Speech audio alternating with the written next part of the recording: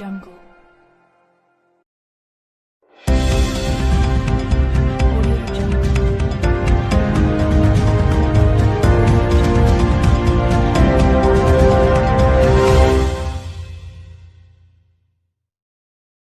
जिस तरह private school ज़बरदस्ती अभिभावकों से फीस वसूल रहे हैं और बच्चों को ऑनलाइन पढ़ाई से रोक रहे हैं, इसी बात को लेकर उज़्मा परवीन और सुमैया राणा तमाम अभिभावकों के साथ मुख्यमंत्री से मिलने के लिए ज़िला प्रशासन को एक पत्र दिया, लेकिन पुलिस कमिश्नर लखनऊ ने धारा 144 लगी होने के कारण उनको रोक दिया और घर में नजरबंद कर की दिया। बात को लेकर सुमैया राणा, उज़्मा परवीन कुछ महिलाओं के साथ, अभिभावकों के साथ मुख्यमंत्री से मिलने के लिए अनुमति मांगी उन्होंने, जिस पे उन लोगों को नज़रबंद कर दिया गया। सरकार द्वारा कोरोना के आड़ में जिस तरह से उत्तर प्रदेश की जनता के साथ खिलवाड़ किया जा रहा है, खास करके शिक्षण संस्थाओं द्वारा सरकार से मिलके जिस तरह से जनता के साथ, छात्रों के साथ, उनके गार्जियन के साथ, उनके परिवार के साथ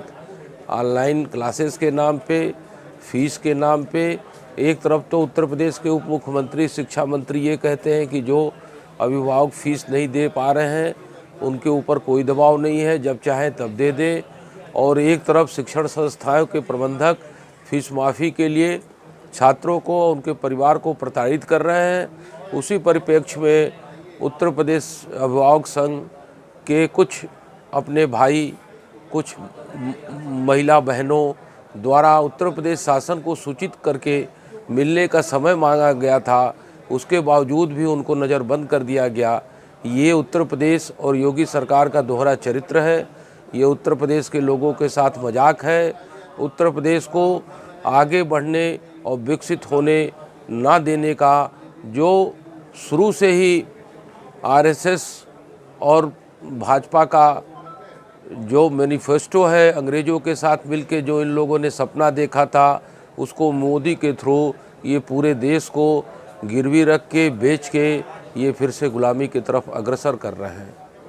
यानी शिक्षा से वंचित किया जा रहा है। 100% शिक्षा से वंचित किया जा रहा है।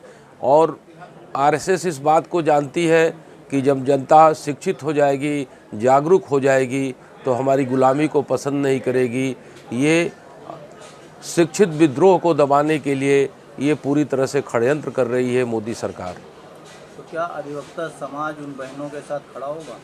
100% खड़ा होगा, हमेशा खड़ा होगा, क्योंकि जब तक देश शिक्षित नहीं होगा तो देश विकसित नहीं होगा। ये सुमैया राणा और उज़्मा परवीन कुछ महिलाओं के साथ फीस की बात करने के लिए, माफ़ी को लेकर मुख्यमंत्री जी से मिलने के लिए उन्होंने ज्ञापन दिया था, जिस पर उनको नज़रबंद कर दिया गया। क्या ये सही है? कोई भी पीड़ित व्यक्ति मुख्यमंत्री से, जो प्रदेश का मुखिया होता है, उससे मिलने का अधिकार होता है। अब वो पीड़ित हैं और फीस से तो पूरा प्रदेश करा रहा है, पैसा लोगों के पास है नहीं, स्कूल पैसे मांग रहे हैं, समस्याएं उत्पन्न किए हुए हैं।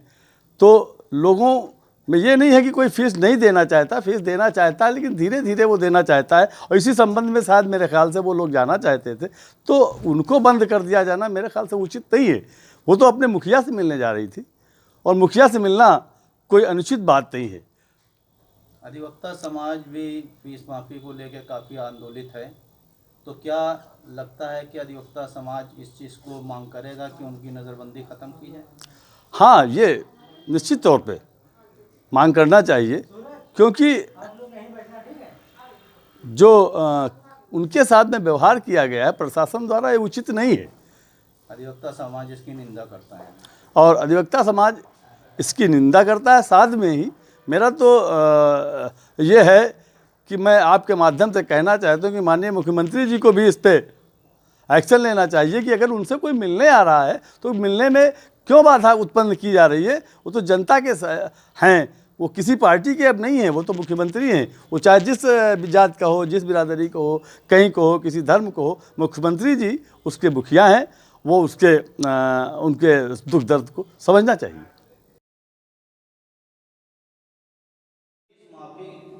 के लिए जो है मुख्यमंत्री से मिलने सुमैया राणा और उस्मा परवीन कुछ अभिभावकों के साथ जाने के लिए उन्होंने एक प्रार्थना पत्र दिया था, जिसकी वजह से उनको हाउस अरेस्ट कर लिया गया। क्या ये सही है? नहीं, ये बिल्कुल सरासर गलत है।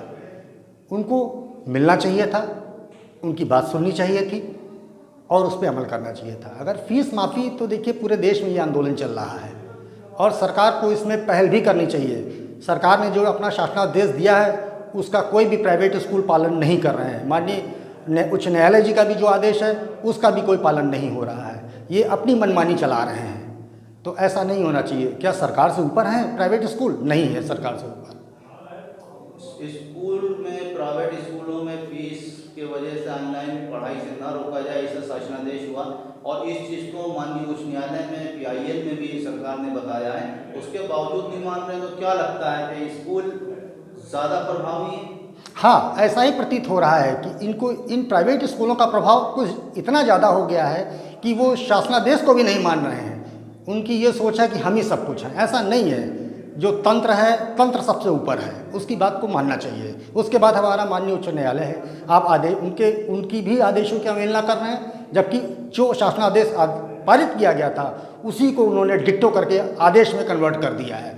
तो आदेशित जब कर दिया गया तो आपको पालन करना चाहिए और फीस ना मिलने के कारण आप किसी को वंचित नहीं कर सकते, क्योंकि शिक्षा समानता का अधिकार है, सभी बच्चों को मिलना चाहिए। कोई गार्जियन ये नहीं कह रहा हम फीस नहीं जमा करेंगे, फीस तो वो जमा करेगा, लेकिन थोड़ा सा नॉर्मल होगा तो वो जमा कर देगा फीस। क्या अधिवक्ता समाज उस्मा परवीन और सुमैया राणा का साथ देगा? बिल्कुल देगा। सत्य की हमेशा जीत होती है। अगर कोई सत्य बात कहने जा रहा है और उसको रोक लिया जाए तो ये सरासर गलत है। उसकी बात को सुनना चाहिए।